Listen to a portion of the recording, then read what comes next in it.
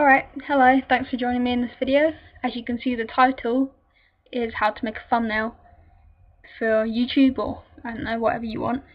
And in this video we're going to focus on transparency because I thought instead of showing you how to make a single specific thumbnail using a very specific set of tools, I'm going to show you some skills that you can use in any number of thumbnails so you don't have to stick to just a single design.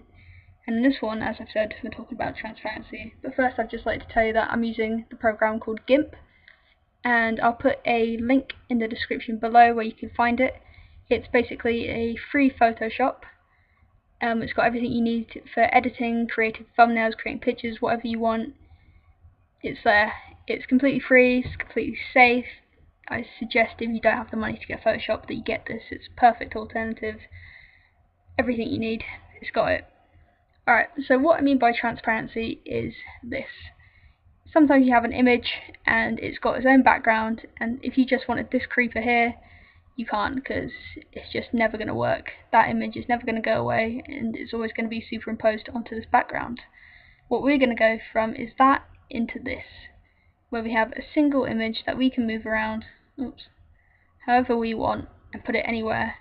And it's super useful for thumbnails when you want to arrange stuff aesthetically how you like it.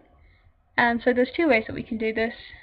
This is the simpler version where you have an image that just has a single solid background, because when that happens we can use the color tool, and the color tool will just select a single color.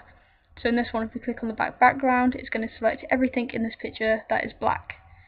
And sometimes it's a little bit inaccurate, so you can go to grow and just grow by 1, and that's going to make it a little bit tighter on the image, just slightly go in a bit more than it would normally. So I'm just going to press delete, and that's going to get rid of all the background and just leave a nice transparent layer which will allow us to move it around on everything we want. Unfortunately it did delete the black parts of the face, but to just get that back, all we're going to do is go to the magic wand tool, click, and then shift click, and then literally just fill it in back up again. And there you have it, a complete transparent creeper that you can now use on any number of thumbnails that you want. And then this is a slightly more difficult image. As you can see, there are more than one color, so color select in this case isn't really going to work. Now there are a number of ways to do this, but I think my favourite way, it's not probably the most simple but it's the one I use the most, is literally to just use your free select tool and just click and just make the lines around the image that you want.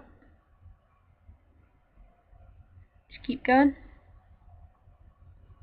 Doesn't have to be super accurate, you can just re-go it. It'll be really obvious once you put it onto a different colour background where you've missed lines. Just keep going, almost there.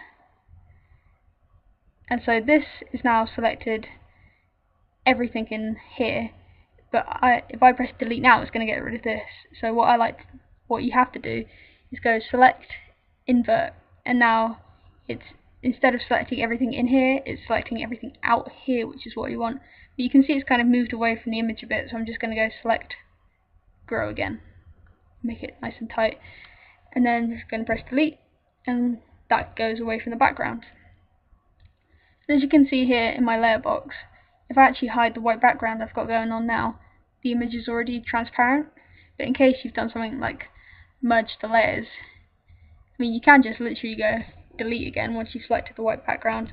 In case you don't want to do that, you can literally just go color select, get the background up, all the background, and then just go layers, transparency, color to alpha, and that will do exactly the same thing as deleting. Now you can see if I make a new background, fill it with black, put that image on top, we have a completely transparent creeper with some weird things on that I probably should have. That won't happen if you just grow it again. I forgot to do it on the last one.